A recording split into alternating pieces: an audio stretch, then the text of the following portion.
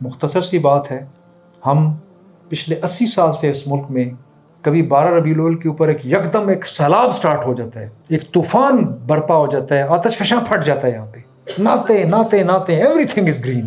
ہر جگہ بتیاں لگی ہوئی ہیں، یہ لگا ہوا ہے، مسجد نبی کے ریپلیکاز بنے ہوئے ہیں، کسی نے نالین مبارک کے نبی صلی اللہ علیہ وسلم کے مبارک جوتوں کا ریپلیکا بنا کے ادھر لگا رہے ہوتے ہیں، سارے نعتوں کی محفلیں چل رہی، یہ چراغاں آدھی رات تک صبح تک سارا ہر جگہ پہ لائٹنگ آن ہے۔ اگلے دن صبح آپ مسجد میں نماز پڑھنے کے لیے جاتے ہیں، ایک امام صاحب ہیں اور ایک مؤذن صاحب ہیں اور 4 بندے اور ہیں جو سال پہلے تھے، تیسرا بندہ کو نظر نہیں آ رہا، سب کچھ غرق ہو گیا سارے کا سارا دین، اس لیے کہ ہم سیلیبریٹ کر رہے ہیں، ہم دین کو جتا رہے ہیں، دین کو منا رہے ہیں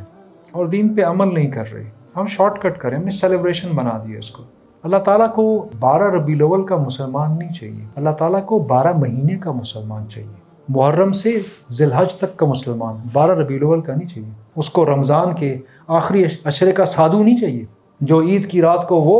دھماکڑا مچا دیتا ہے وہ